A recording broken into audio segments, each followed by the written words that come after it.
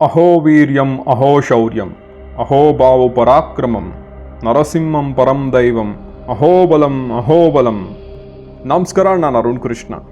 ಶೇಷದೇವನಿಗೂ ಹಾಗೂ ವಾಯುದೇವರಿಗೂ ಯಾರು ಶ್ರೇಷ್ಠರು ಎಂದು ಯುದ್ಧ ಮಾಡಿದಾಗ ಮೇರು ಪರ್ವತದ ಒಂದು ಭಾಗ ಇಲ್ಲಿಗೆ ಬಂದು ಬೀಳುತ್ತದೆ.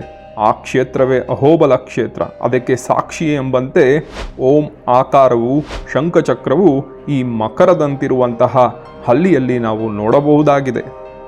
ಬನ್ನಿ ವೀಕ್ಷಕರೇ, ಒಂದೇ ದಿನದಲ್ಲಿ ನವನರಸಿಂಹನನ್ನು ಹೇಗೆ ದರ್ಶನ ಮಾಡಬೇಕು ಎಂಬುದನ್ನು ತಿಳಿಸ್ಕೊಡ್ತೀನಿ. ವೀಕ್ಷಕರೇ, ಅಹೋಬಲ ಕ್ಷೇತ್ರ ತಲುಪಿದಾದ ಮೇಲೆ ಮಾಡಬೇಕಾದಂತಹ ಮೊದಲನೆಯ ಕೆಲಸ ಏನು ಅಂತ ಹೇಳಿದ್ರೆ, ಈ ರೆಡ್ಡಿ ಛತ್ರಂ ಎಂಬುವಲ್ಲಿ ಕಡಿಮೆ ದರದಲ್ಲಿ ರೂಮ್ಗಳನ್ನು ಬುಕ್ಕಿಂಗ್ ಮಾಡಿ ಅದಕ್ಕೆ ಉಚಿತವಾಗಿ ನಿಮಗೆ ಮಧ್ಯಾಹ್ನ ಹಾಗೂ ರಾತ್ರಿಯ ವೇಳೆ ಊಟವನ್ನು ಕೊಡ್ತಾರೆ. ನಿಮ್ಮದೇ ಆದಂತಹ ತಟ್ಟೆ ಲೋಟಗಳಿದ್ದರೆ ಉತ್ತಮ. ನಿಮಗೇನಾದರೂ ಖಾಸಗಿಯಾಗಿ ಸವಲತ್ತು ಜಾಸ್ತಿ ಬೇಕು ಅಂತ ಹೇಳಿದ್ರೆ ನೀವು AP ಟೂರಿಸಮಲ್ಲಿ ಬುಕ್ಕಿಂಗ್ ಕೂಡ ಮಾಡಬಹುದಾಗಿದೆ. ಆನ್ಲೈನ್ ಲಭ್ಯ ಇದೆ, ಅದನ್ನು ಕಮೆಂಟ್ ಸೆಕ್ಷನಲ್ಲಿ ಹಾಕಿರ್ತೀನಿ. ಈ ಅಹೋಬಲ ಕ್ಷೇತ್ರವು ನವನರಸಿಂಹನ ಕ್ಷೇತ್ರವಾಗಿದೆ. ಇಲ್ಲಿನ ಪ್ರಮುಖ ನದಿಯಾಗಿ ಭವನಾಶಿನಿಯು ಹರಿಯುತ್ತದೆ. ಅಹೋಬಲ ಪರ್ವತದ ಕೆಳಗೆ, ಮಧ್ಯ ಮತ್ತು ಮೇಲ್ಭಾಗ ಈ 3 ಸ್ಥಳಗಳಲ್ಲಿಯೂ 3 ದೇವಸ್ಥಾನಗಳಿದೆ. ಸಮಯ ಬೆಳಗ್ಗೆ 7 ಗಂಟೆ. ನಾವೀಗ ಬಂದಿರುವುದು ಇಗುವ ಅಹೋಬಿಲದ ಕಡೆಗೆ. ಇದನ್ನ ಅಪ್ಪರ್ ಅಹೋಬಿಲ ಎಂದು ಕೂಡ ಕರೆಯುತ್ತಾರೆ. ಈ ಛತ್ರದಲ್ಲಿ ಅನ್ನದಾನ ಉಂಟು. ಮುಂಚಿತವಾಗಿ ಚೀಟಿಯನ್ನು ತೆಗೆದುಕೊಳ್ಳತಕ್ಕದ್ದು. ನಂತರ ಇಗುವ ಸ್ವಾಮಿ ದರ್ಶನವಾದ ನಂತರ ಅಂದರೆ 12:30 ನಂತರ ಇಲ್ಲಿ ಭೋಜನದ ವ್ಯವಸ್ಥೆ ಇದೆ, ಮಾಡಬಹುದು. ಕೈಲಾದಲ್ಲಿ ಅನ್ನದಾನವನ್ನು ಕೂಡ ಮಾಡಬಹುದು. ಈಗ ನಮ್ಮ ಪಯಣ ಅಹೋಬಲ ನರಸಿಂಹನ ಕಡೆಗೆ. ಇದಿರುವುದು ಮೇಲಿನ ಬೆಟ್ಟದಲ್ಲಿ.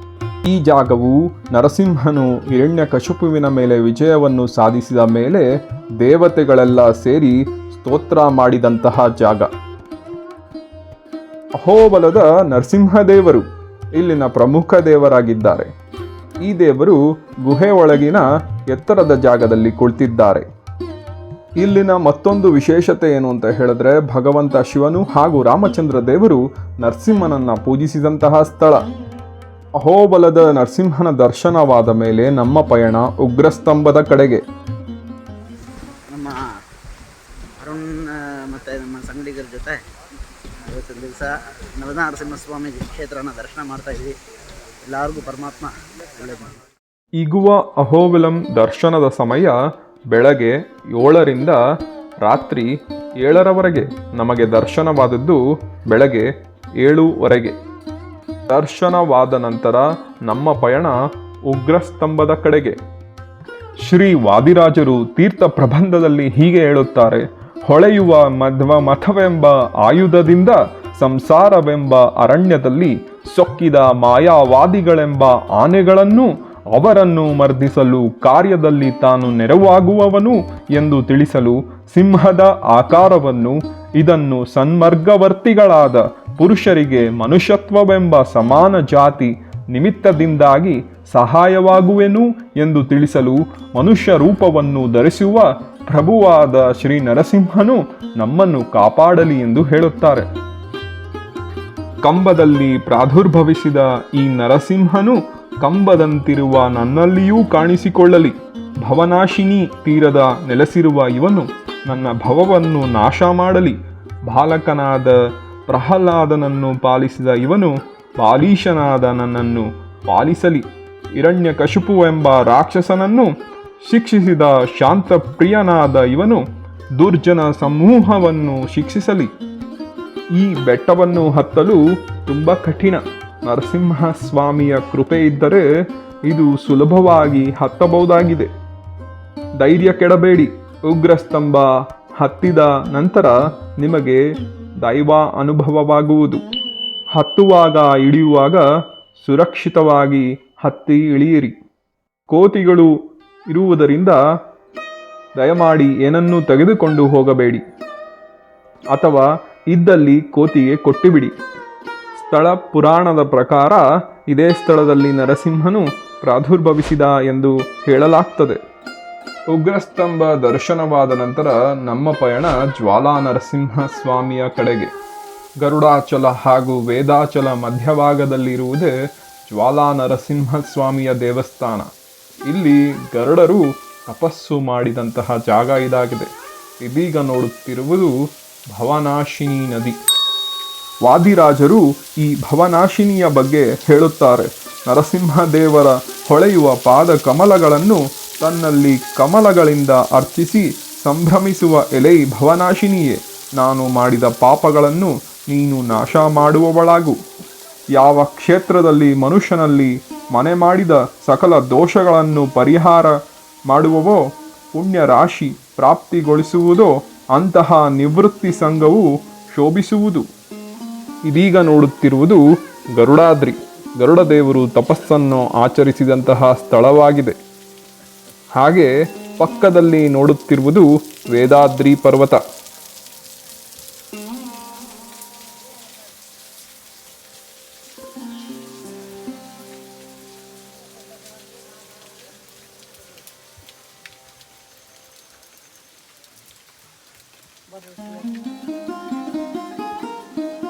ಈ ಜ್ವಾಲಾ ನರಸಿಂಹನ ಸನ್ನಿಧಿಯಲ್ಲೇ ಹಿರಣ್ಯಕಶಿಪುವಿನನ್ನ ವಧೆ ಮಾಡಲಾಯಿತು. ಅವನ ಸಂಹಾರವಾದ ನಂತರ ಸ್ವಾಮಿಯು ಇದೇ ಸ್ಥಳದಲ್ಲಿ ಕೈಯನ್ನು ತೊಳೆದರು ಎಂದು ಸ್ಥಳಪುರಾಣ ಹೇಳುತ್ತದೆ. ಅಗೋಚರವಾಗಿ ಇಂದಿಗೂ ಕೂಡ ಈ ನೀರು ರಕ್ತಮಯವಾಗಿ ಹರಿಯುತ್ತಿದೆ. ಈ ದೇವಸ್ಥಾನದಲ್ಲಿ 4 ಮೂರ್ತಿಗಳು ಕಂಡುಬರುತ್ತದೆ. ಒಂದು ಸ್ತಂಭೋದ್ಭವ ನರಸಿಂಹ, ಎರಡನೆಯದು ಹಿರಣ್ಯಕಶಿಪು, ಇನ್ನೊಂದು ಮಹಾವಿಷ್ಣು, ಮತ್ತೊಂದು ಶುಕ್ರಾಚಾರ್ಯ. ನೋಡುವುದನ್ನು ಮರೆಯಬೇಡಿ. ಸಮಯ ಬೆಳಗ್ಗೆ 11 ಗಂಟೆ. ನಮ್ಮ ಪಯಣ ಶ್ರೀ ಮಾಲೋಲ ನರಸಿಂಹಸ್ವಾಮಿಯ ಸನ್ನಿಧಿಯ ಕಡೆಗೆ. ಭಗವಾನ್ ನರಸಿಂಹನು ಶ್ರೀ ಅಹೋಬಲ ಮಠದ ಪ್ರಥಮ ಜಿಯರ್ ಆದಂತಹ ಅಡಿಯನ್ ಶತಗೋಪ ಯತೀಂದ್ರ ಮಹಾದೇಶಿಕನ್ರವರಿಗೆ ಮೂರ್ತಿ ರೂಪದಲ್ಲಿ ಕಾಣಿಸಿಕೊಂಡ ಜಾಗ ಇದಾಗಿದೆ. ಶ್ರೀ ಮಾಲೋಲ ನರಸಿಂಹಸ್ವಾಮಿ.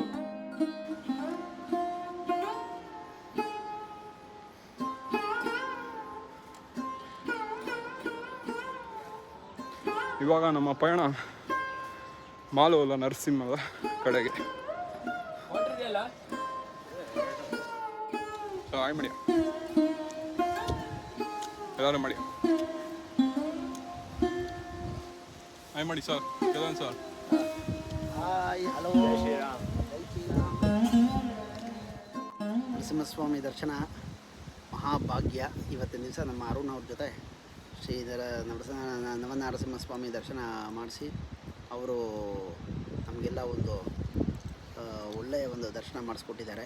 ಆದ್ದರಿಂದ ಅವರಿಗೆ ನಮ್ಮ ಒಂದು ಟೀಮ್ ಎಲ್ಲರ ಪರವಾಗಿ ನಾನು ಒಂದು ಪೂರ್ವಕವಾಗಿ ಒಂದು ವಂದನೆಗಳನ್ನ ಹೇಳ್ತೀನಿ. ಆ್ಯಕ್ಚುಲಿ ಅವ್ರು ಹೇಳ್ತಾರೆ ನಮ್ಮಿಂದ ಅಂತ, ಆದರೆ ಆ್ಯಕ್ಚುಲಿ ಅವರಿಂದಾಗಿ ನಮಗೆ ಭಗವಂತನ ಹತ್ರ ಸಾಲೋಕ್ಯ ಅಂತಾರಲ್ಲ ಮೋಕ್ಷದಲ್ಲೇ, ಆ ಥರ ಅನುಭವದಲ್ಲೇ ನಾವೆಲ್ಲ ಇದ್ದೀವಿ. ತುಂಬ ಖುಷಿ ಆಗ್ತಾ ಇದೆ. ಬಂದು ನಮ್ಮ ಚೇತನ್ ಅವರು ತುಂಬ ಪ್ರಮುಖ ಪಾತ್ರವನ್ನು ವಹಿಸಿದ್ದಾರೆ. ಬನ್ನಿ ಸರ್, ಇಲ್ಲಿ ನಿಮ್ಮನ್ನು ತೋರಿಸ್ಬಿಡೋಣ. ನಮಗೆ ಆಹಾರವನ್ನು ಅಥವಾ ಟ್ರಿಪ್ಪಲ್ಲೇ ಏನೇ ತೊಂದರೆಗಳು ಬಾರದಂತೆ, ಯಾವುದೇ ವಿಘ್ನಗಳು ಬಾರದಂತೆ ವಿಘ್ನ ನಾಶಕರಾಗಿ ನಮಗೆ ನಮ್ಮ ಜೊತೆಯಲ್ಲಿದ್ದಾರೆ. ನಮ್ಮ ಸಾರಥಿಯವರು ಸುರಕ್ಷಿತವಾಗಿ ನಮಗೆ ಅಹೋಬಲವನ್ನು ತಲುಪಿಸಿದ್ದಾರೆ. ಹಾಗೆ ನಮ್ಮೊಂದಿಗೆ ತುಂಬ ಸ್ನೇಹಜೀವಿಯವರು ತುಂಬ ನಮ್ಮ ಜೊತೆ ಲವಲವಿಕೆಯಿಂದ ಇದ್ದಾರೆ. ಏನಾದರೂ ನಿಮಗೆ ಬುಕ್ಕಿಂಗ್ಸ್ ಏನಾದರೂ ಬೇಕಾದಲ್ಲೇ ದಯವಿಟ್ಟು ಕಾಂಟ್ಯಾಕ್ಟ್ ಮಾಡಿ. ನಾನು ಹೇಳ್ತೀನಿ, ನಂದಿ ಟೂರ್ಸ್ ಆ್ಯಂಡ್ ಟ್ರಾವೆಲ್ಸ್ ಇದೆ ಅವ್ರದ್ದು. ಅವರಿಗೆ ನಾನು ನಿಮಗೆ ಕಾಂಟ್ಯಾಕ್ಟ್ ನಂಬರ್ ಹಾಕಿರ್ತೀನಿ. ಕಾಂಟ್ಯಾಕ್ಟ್ ಮಾಡಿ, ನಿಮ್ಮನ್ನು ಸುರಕ್ಷಿತವಾಗಿ ತಲುಪಿಸ್ತಾರೆ. ಸ್ನೇಹಜೀವಿ ಕೂಡ ಹೌದು, ಬೇರೆಯವ್ರ ಥರ ಜಂಬ ಆಗಲಿ ಅದಾಗಲಿ ಏನೂ ಇಲ್ಲ ಅವ್ರಿಗೆ. ದಯವಿಟ್ಟು ನೀವೆಲ್ಲ ಕಾಂಟ್ಯಾಕ್ಟ್ ಮಾಡ್ಬೋದು ಅಂತ ಕೇಳ್ಕೊಂತೀನಿ. ಸಮಯ 11:45. ಸ್ಥಳ ಪುರಾಣದ ಪ್ರಕಾರ ನರಸಿಂಹಸ್ವಾಮಿ ಚಂಚು ಲಕ್ಷ್ಮಿಯನ್ನು ಮದುವೆಯಾದ್ದರಿಂದ ಮಹಾಲಕ್ಷ್ಮೀ ದೇವಿಯು ಕೋಪಗೊಂಡಳು. ಆದ್ದರಿಂದ ಭಗವಾನ್ ನರಸಿಂಹನು ವೇದಾದ್ರಿಯ ಬೆಟ್ಟಗಳ ಮೇಲೆ ಮಹಾಲಕ್ಷ್ಮೀ ದೇವಿಯನ್ನು ಸಂತೋಷಪಡಿಸಿದನು. ಆದ್ದರಿಂದ ಈ ಕ್ಷೇತ್ರಕ್ಕೆ ಮಹಲೋಲ ನರಸಿಂಹ ಎಂದು ಕರೆಯುತ್ತಾರೆ. ಮುಂದಿನ ಪಯಣ ವರಾಹ ನರಸಿಂಹಸ್ವಾಮಿಯ ದೇವಸ್ಥಾನದ ಕಡೆಗೆ. ರಾಕ್ಷಸನಾದಂತಹ ಹಿರಣ್ಯಾಕ್ಷನು ಭೂದೇವಿಯನ್ನು ಪಾತಾಳ ಲೋಕಕ್ಕೆ ಕರೆದುಕೊಂಡು ಹೋದಾಗ ಭಗವಾನ್ ವರಾಹ ಅವನನ್ನು ಕೊಂದು ಭೂದೇವಿಯನ್ನು ರಕ್ಷಿಸಿದಂತಹ ಜಾಗ. ವಿಸ್ಮಯದಂತೆ ಇಂದಿಗೂ ಕೂಡ ರಕ್ತದ ಹೋಕಳಿ ಹರಿಯುತ್ತಿದೆ.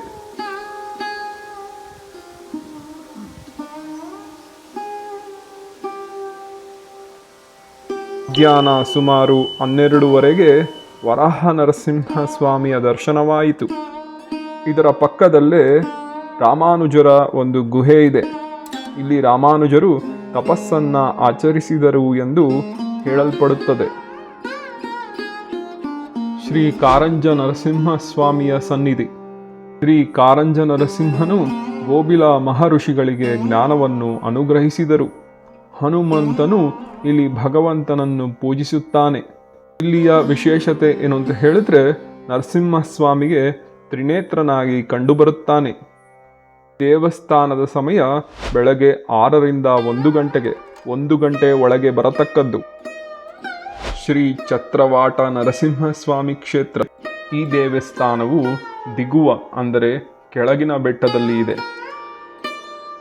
ಕೆಳಗಿನ ಅಹೋಬಲದಿಂದ ಸುಮಾರು 2 ಕಿಲೋಮೀಟರ್.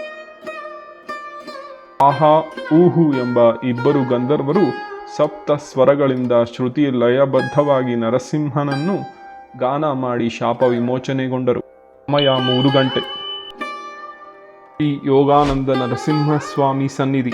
ಹಿರಣ್ಯಕಶಿಪುವನ್ನು ನರಸಿಂಹನು ಕೊಂದ ನಂತರ ಭಕ್ತ ಪ್ರಹ್ಲಾದನಿಗೆ ರಾಜನೀತಿ ಹಾಗೂ ಯೋಗಶಾಸ್ತ್ರವನ್ನು ಕಲಿಸಿದ ತಾಣವಾಗಿದೆ. ಸಮಯ 3:30.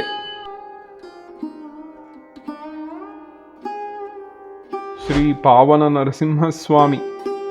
ಇಲ್ಲಿಗೆ ಬರಬೇಕಾದರೆ ಕೆಳಗಿನ ಅಹೋಬಿಲ ಅಂದರೆ ದಿಗುವ ಅಹೋಬಿಲಂನಿಂದ ಜೀಪ್ ಮಾಡಿಕೊಂಡು ಅರಣ್ಯ ಮಾರ್ಗದಲ್ಲಿ ಬರಬೇಕಾಗಿದೆ. ಇಲ್ಲಿಗೆ ತಲುಪಬೇಕಾದರೆ 5 ಗಂಟೆಯ ಒಳಗೆ ಬರಬೇಕು. ಈ ಮಾರ್ಗವು ತುಂಬ ಕಠಿಣ. ಹಾಗಾಗಿ ಡ್ರೈವರ್ನನ್ನ ಎಚ್ಚರಿಕೆಯಿಂದ ಆಯ್ಕೆ ಮಾಡಿ. ನಿಧಾನಗತಿಯಲ್ಲಿ ವಾಹನವನ್ನು ಚಲಿಸಲು ಹೇಳಿ, ಇಲ್ಲವಾದಲ್ಲಿ ಪ್ರಾಣಕ್ಕೆ ಅಪಾಯ. ಇದೇ ಸ್ಥಳದಲ್ಲಿ ಭರದ್ವಾಜ ಮುನಿಗಳು ತಮ್ಮ ಮಹಾಪಾತಕದಿಂದ ಮುಕ್ತರಾದಂತಹ ಜಾಗ ಇದಾಗಿದೆ. ಶ್ರೀ ಭಾರ್ಗವ ನರಸಿಂಹಸ್ವಾಮಿ ದೇವಸ್ಥಾನ. ಭಗವಾನ್ ಪರಶುರಾಮರು ತನ್ನ ಎಲ್ಲ ಪಾಪಗಳನ್ನು ತೊಳೆದುಕೊಳ್ಳಲು ಅಕ್ಷಯ ತೀರ್ಥದ ದಂಡೆಯಲ್ಲಿ ನರಸಿಂಹಸ್ವಾಮಿಗಾಗಿ ತಪಸ್ಸನ್ನು ಮಾಡಿದರು. ಈ ಸ್ಥಳದಲ್ಲಿ ಭಾರ್ಗವ ತೀರ್ಥಂ ಎಂಬ ಹೆಸರಿನಿಂದ ಪ್ರಸಿದ್ಧವಾಯಿತು. ಸಮಯ 6:30. ವೀಕ್ಷಕರೇ, ನೀವೇನಾದರೂ ಅಹೋಬಲಕ್ಕೆ ಹೋಗಬೇಕು ಅಂತ ಪ್ಲ್ಯಾನ್ ಮಾಡ್ತಿದ್ರೆ ನಾನು ರೆಕಮೆಂಡ್ ಮಾಡೋದು ಏನು ಅಂತ ಹೇಳಿದ್ರೆ, ಆಗಸ್ಟ್ರಿಂದ ಅಕ್ಟೋಬರ್ ಒಳಗಡೆ ಅಹೋಬಲಕ್ಕೆ ಭೇಟಿ ನೀಡಿ. ಇದು ಸೂಕ್ತವಾದ ಸಮಯ ಅಂತ ಹೇಳಕ್ಕೆ ಇಷ್ಟಪಡ್ತೀನಿ.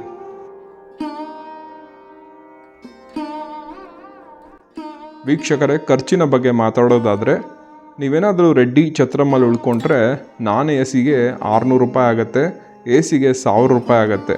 ನೀವೇನಾದರೂ AP ಟೂರಿಸಮಲ್ಲಿ ಬುಕ್ ಮಾಡ್ತೀನಿ ಅಂತ ಹೇಳಿದ್ರೆ ನಾನ್ ಎ ಸಿಗೆ 1000 ರೂಪಾಯಿ ಆಗಬಹುದು, ಮತ್ತು AC ರೂಮ್ಗೆ 1300ರಿಂದ 1500 ರೂಪಾಯಿ ಆಗಬಹುದು. ನಾನು ರೆಕಮೆಂಡ್ ಮಾಡೋದು ರೆಡ್ಡಿ ಛತ್ರಂ, ಯಾಕಂದರೆ ನಿಮಗೆ ಅಲ್ಲಿ ಊಟ ಫ್ರೀಯಾಗಿ ಸಿಗುತ್ತೆ ಮಧ್ಯಾಹ್ನ ಹಾಗೂ ರಾತ್ರಿ ವೇಳೆ. ಪಾವನ ನರಸಿಂಹ ಹಾಗೂ ಭಾರ್ಗವ ನರಸಿಂಹ ಜೀಪಲ್ಲಿ ಹೋಗಬೇಕಾಗಿರುತ್ತೆ. ಇದರಲ್ಲಿ ಕಾಸ್ಟ್ ಬಂದು 3600 ರೂಪಾಯಿ 8 ಜನಕ್ಕೆ. ಇದೇ ಥರ ಕಂಟೆಂಟ್ಗಾಗಿ ನನ್ನ ಫಾಲೋ ಮಾಡೋದನ್ನು ಮರಿಬೇಡಿ. ಜೈ ಶ್ರೀರಾಮ್. ನಾನು ಅರುಣ್ ಕೃಷ್ಣ.